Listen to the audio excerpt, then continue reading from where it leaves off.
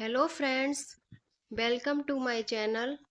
आज हम करेंगे UP DElEd second semester previous year question paper 2022, जो आपका पांचवा पेपर है सोशल स्टडीज सामाजिक अध्ययन का।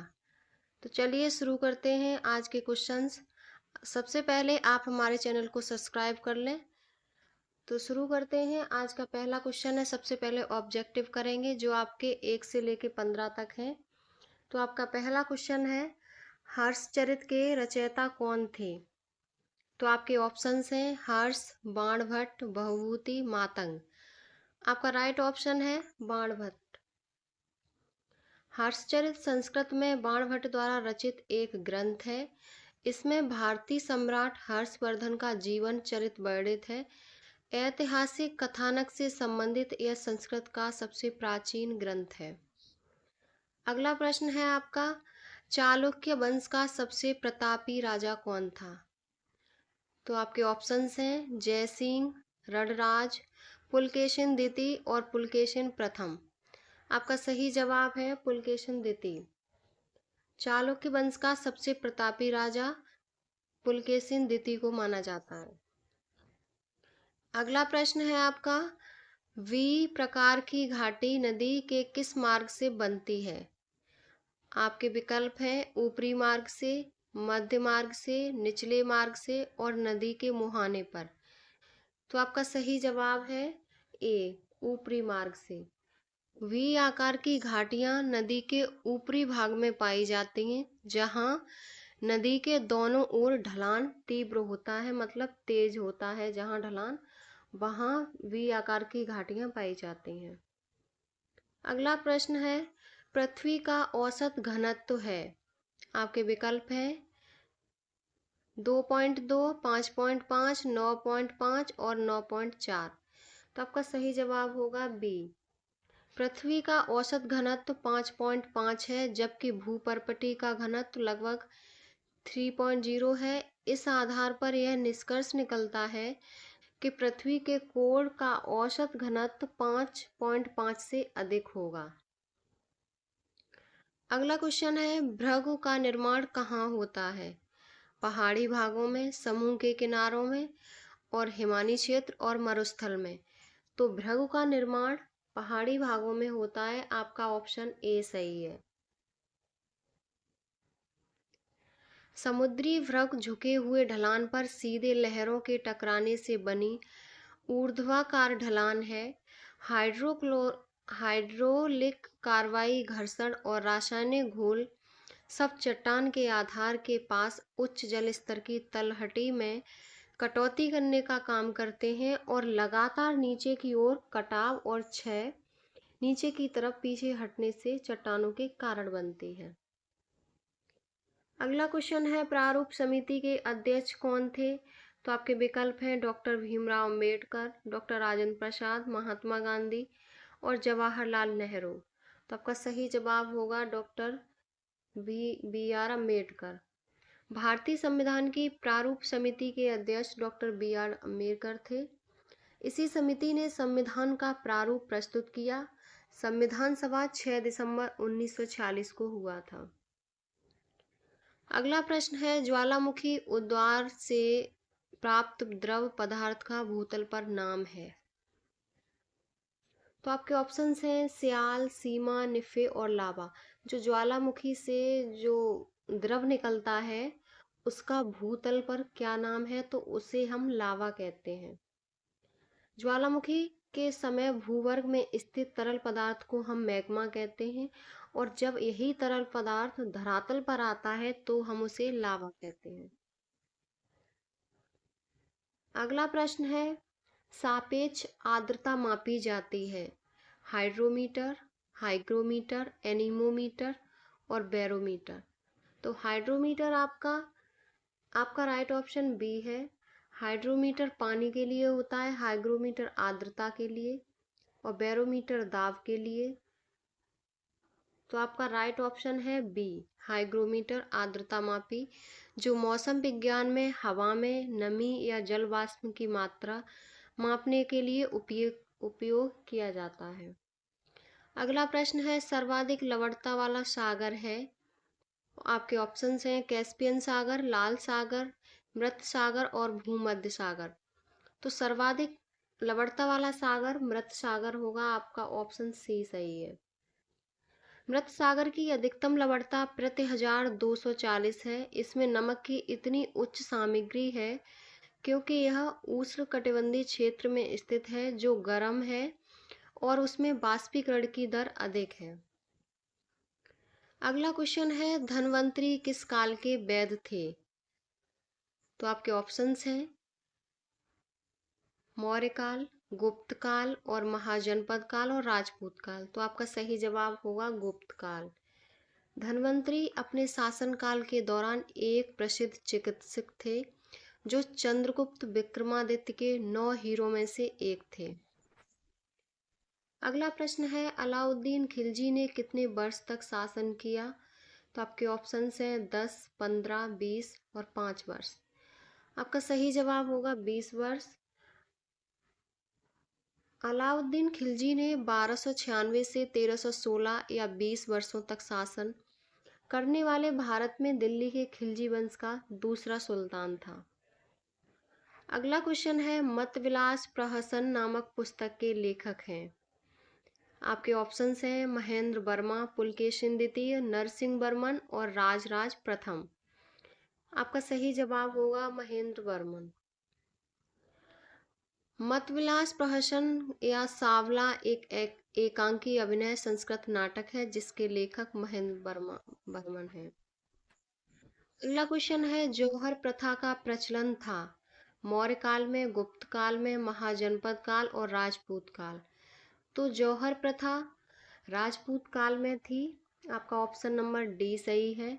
इतिहास में जौहर का सबसे प्रसिद्ध कृत्य 14वीं शताब्दी की शुरुआत में हुआ जब राजपूत रानी पद्मिनी के नेतृत्व में चित्तौड़गढ़ की महिलाओं ने खुद को आग में झोंक दिया।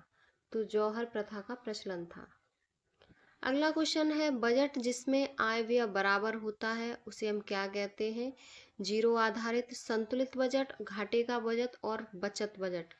तो जिसमें आय और व्यय बराबर होगा तो उसको हम संतुलित बजट कहेंगे। तो आप ऑप्शन बी आपका सही है।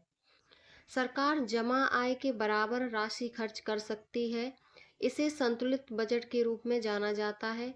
अगर इससे ज़्यादा खर्चा करने की ज़रूरत है तो संतुलित रखने के लिए करों के माध्यम से राशि प्राप्त करना पड़ेगा और जब कर से प्राप्त राशि आवश्यक आय से अधिक होती है तो इसे बजट अधिशेष कहा जाता है।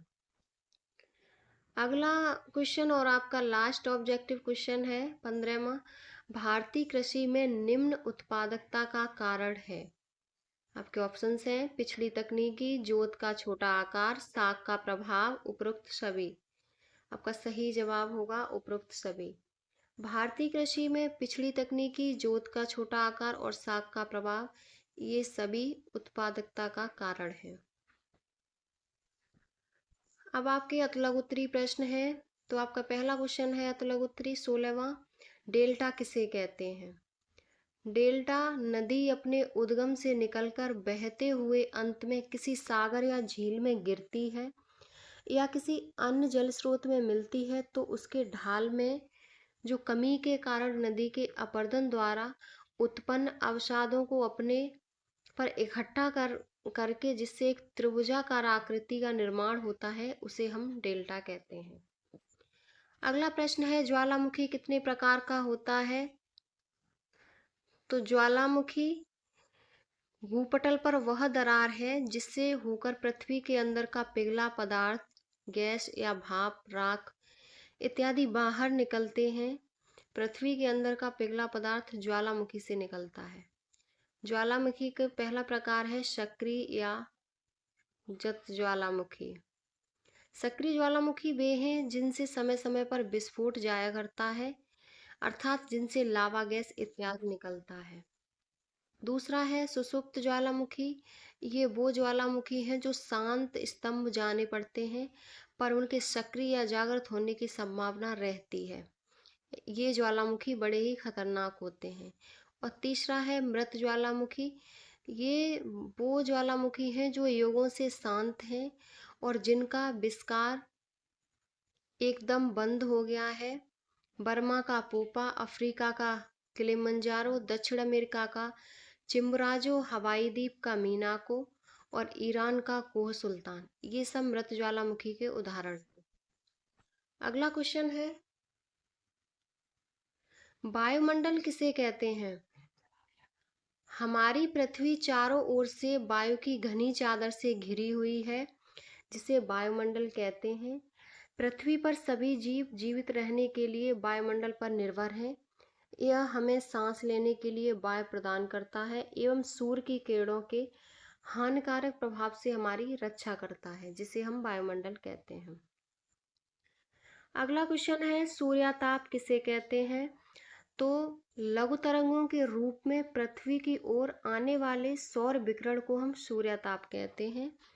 पृथ्वी की सतह पर पहुंचने वाली सूर्यताप की मात्रा सूर्य से विकिरित ताप की मात्रा से बहुत ही कम होती है, क्योंकि पृथ्वी सूर्य से बहुत छोटी है और यह सूर्य से बहुत दूर भी है। अगला क्वेश्चन है आपका, ज्वार भाटा किसे कहते हैं? तो ज्वार भाटा चंद्रमा एवं सूर्य की आकर्षण शक्तियों के कारण सागरी तल के ऊपर उठने तथा गिरने को ज्वार भाटा कहते हैं। सागरी जल के उठकर आने बढ़ाने की ज्वार तथा सागरी जल को नीचे गिरकर पीछे लौटने को भाटा कहते हैं। सागरी जल के उठकर आगे बढ़ाने की ज्वार, जो आगे बढ़ाने की ज्वार है उसे हम ज्वार, और सागरी जल को नीचे गिरकर पीछे लौटाने को उसे भाटा कहते हैं। अगला क्वेश्चन है, गुलाम वंश के अंतिम शासक कौन थे? तो गुलाम वंश के अंतिम शासक शमसुद्दीन क्यूमर्स था, जिसकी हत्या करके जलाउद्दीन फिरोज खिलजी ने खिलजी वंश की स्थापना की थी।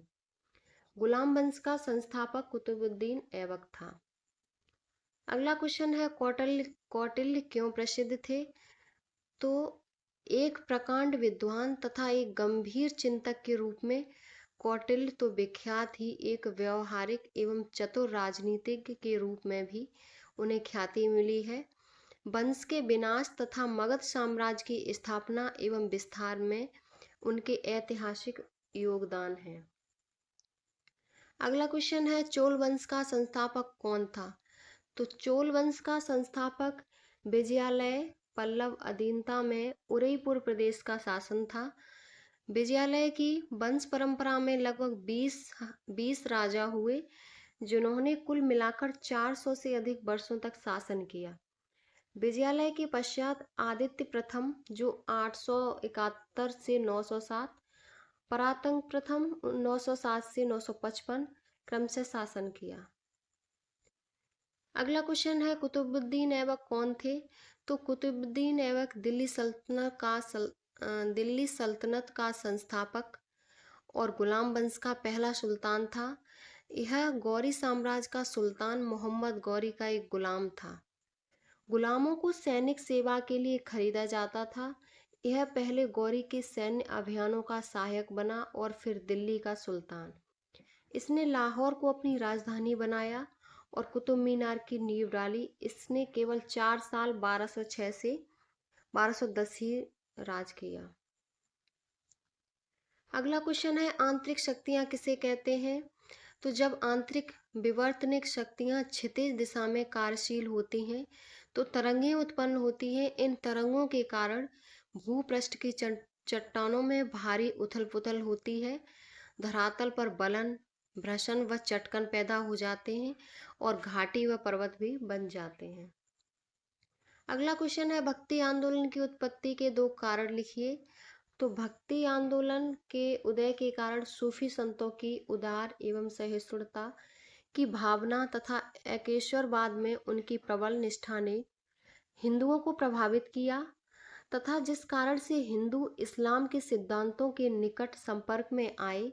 हिंदुओं ने सूफियों की तरह एकेश्वरवाद में विश्वास करते हुए ऊंच नीच एवं जात पात का विरोध किया। हरित क्रांति का अर्थ बताइए। तो हरित क्रांति विकासशील देशों में उन्नत किस्मों और उर्वरकों और अन्य रासायनिक आदानों के विस्तारित उपयोग के माध्यम से चावल और गेहूं की पैदावार में वृद्धि के लिए इस्तेमाल किए जाने वाला शब्द है। सबसे पहले भारत में हरित क्रांति चावल के लिए लाई गई थी। MS स्वामीनाथन लेके आए थे। अगला क्वेश्चन है, अपर्दन किसे कहते हैं? तो अपर्दन वह प्राकृतिक है जिसमें चट्टानों का विखंडन और परिणाम स्वरूप निकले पदार्थों का जल, पवन इत्यादि प्रक्रमों द्वारा स्थानांतरण होता है। अपर्दन के प्रक्रमों में वायुजल तथा हिमनद और सागरी प्रमुख लहरें हैं। अगला क्वेश्चन है, आग्नेय शैल किसे कहते हैं? तो आग्नेय शैल वे शैल हैं जिनकी रचना धरातल के नीचे स्थित तप्त एवं तरल चट्टानी पदार्थ हैं अथवा मैग्ना के सतह के ऊपर आकार लावा प्रवाह के रूप में निकलकर अथवा ऊपर उठने के क्रम में सतह के नीचे या सतह के ऊपर ठंडे होकर ठोस रूप में जम जाने से होती हैं। इसे हम आग्नेय शैल कहते हैं। अगला क्वेश्चन है, संविधान किसे कहते हैं? तो संविधान की परिभाषा किसी देश या संस्था द्वारा निर्धारित किए गए वह नियम जिसके माध्यम से संस्था का सुचारू ढंग से संचालन हो सके उस संस्था का नाम संविधान होता है। भारत का संविधान संविधान सभा द्वारा 26 जनवरी 1950 को आंशिक रूप से संपूर्ण देश में लागू कर दिया गया था। अब आपके लघुत्तरीय प्रश्न हैं। तो आपका सबसे पहला क्वेश्चन है, मेगास्थनीज का भारत वर्णन। तो मेगास्थनीज एक यूनानी राजदूत था जो चंद्रगुप्त मौर्य के दरबार में आया और जिसने इंडिका नामक पुस्तक लिखी और ये सेना के छोटे बड़े सैनिकों को राजकोष से नकद वेतन दिया जाता था। सेना का काम और प्रबंध में राजा स्वयं दिलचस्पी लेता था। रण क्षेत्रों में वे शिविरों में रहते थे और सेवा और सहायता के लिए राज्य से उन्हें नौकर भी दिए जाते थे। अगला क्वेश्चन है, राजपूत कालीन सामाजिक दशा का वर्णन कीजिए। तो राजपूत कालीन सामाजिक दशा तत्कालीन समाज के लोग विभिन्न वर्गों में बटे हुए थे। इस समय समाज में एक और विशिष्ट वर्ग राजपूत वर्ग की प्रधानता थी तो दूसरी ओर साधारण वर्ग थी। वर्ण प्रथा, जात प्रथा और दास प्रथा जोरों पर थी। इस काल में अनेक वर्गों की उत्पत्ति हुई, विशिष्ट वर्गों की शक्ति काफी बढ़ गई थी। अगला क्वेश्चन है आपका, चालुक्य वंश का संक्षिप्त इतिहास लिखिए। तो चालुक्य वंश एक भारतीय शाही राजवंश था जिसने 6वीं और 12वीं शताब्दी के बीच दक्षिणी और मध्य भारत के बड़े हिस्से पर शासन किया। सौराष्ट्र में चालुक्यों के शासन को अमीरों द्वारा समाप्त कर दिया गया। 10वीं शताब्दी की तीसरी तिमाही इस अवधि के दौरान उन्होंने 3 संबंधित अभी तक व्यक्तिगत राजवंशों के रूप में शासन किया। अगला क्वेश्चन है, पृथ्वी की आंतरिक संरचना का वर्णन कीजिए। तो पृथ्वी की आंतरिक संरचना परतदार है। वायुमंडल के बाहरी छोर से पृथ्वी के क्रोड़ तक जो पदार्थ है वे समान नहीं है। वायुमंडलीय पदार्थ का घनत्व सबसे कम है और पृथ्वी की सतह से इसे भीतर भाग तक अनेक मंडल हैं और हर एक भाग के पदार्थ के अलग अलग विशेषताएं हैं। पृथ्वी का आंतरिक भाग 3 तरह की परतों में बटा हुआ मिलकर बना है जिन्हें भूपर्पटी, मेंटल और क्रोड़ कहते हैं। अगला क्वेश्चन है आपका, चंद्र ग्रहण और सूर्य ग्रहण में अंतर स्पष्ट कीजिए। तो सबसे पहले चंद्र ग्रहण, जब सूर्य और चंद्रमा के बीच पृथ्वी आ जाती है तो सूर्य की पूरी रोशनी चंद्रमा पर नहीं पड़ती तो इसे हम चंद्र ग्रहण कहते हैं। और जब सूर्य और पृथ्वी के बीच चंद्रमा आ जाता है तो इसे हम सूर्य ग्रहण कहते हैं। अगला क्वेश्चन है, भारतीय कृषि की विशेषताएं एवं महत्व लिखिए। तो इसकी अनेक महत्व और विशेषताएं हैं। सबसे पहला, यह देश की आर्थिक जीवन का प्राण है। अगला है, यहाँ की कृषि मुख्यतः मानसून पर आधारित है। अगला है, कृषि की आंतरिक एवं अंतर्राष्ट्रीय व्यापार में महत्वपूर्ण भूमिका है। कई कृषिजन्य कच्चे माल उद्योगों को प्राप्त होते हैं जैसे कपास, सूती वस्त्र उद्योग को, गन्ना, चीनी उद्योगों को, रेशम कीट, रेशम उद्योगों को इत्यादि। अगला क्वेश्चन है, महमूद गजनवी ने भारत पर आक्रमण किस उद्देश्य से किए थे? तो महमूद गजनवी ने भारत पर आक्रमण करने का उद्देश्य भारत की धन संपदा को प्राप्त करना था और सामान्य विस्तार की महत्वाकांक्षी भी थी और वह इस्लाम धर्म का प्रचार प्रसार भी करना चाहता था। वह उस समय भारत की सुख समृद्धि से प्रभावित था और भारत में इस्लामी शासन लाना चाहता था। उसकी कुदृष्टि भारत की धन संपदा पर थी, इसलिए कम से कम 17 बार भारत पर आक्रमण का इतिहास में विवरण मिलता है और वह सोमनाथ मंदिर की अकूत संपदा से इतना प्रभावित था कि उसने सोमनाथ मंदिर को कई बार लूटा। अगला क्वेश्चन है, भारतीय संविधान की प्रमुख विशेषताओं का वर्णन कीजिए। तो भारत का संविधान 26 जनवरी 1950 को लागू हुआ था। ये दुनिया का सबसे विस्तृत एवं लिखित संविधान है, जिसमें 305 अनुच्छेद, 22 भाग और 12 अनुसूचियां हैं। इसकी कुछ प्रमुख विशेषताएं हैं। सबसे पहले ये सबसे लंबा लिखित संविधान है और ये विभिन्न स्रोतों से लिया गया है। कठोर एवं लचीलेपन का मिश्रण है और मौलिक अधिकार है, कानून का शासन है और सरकार का संसदीय स्वरूप है और मौलिक कर्तव्य हैं। भारतीय धर्मनिरपेक्षता है, एकल नागरिकता है।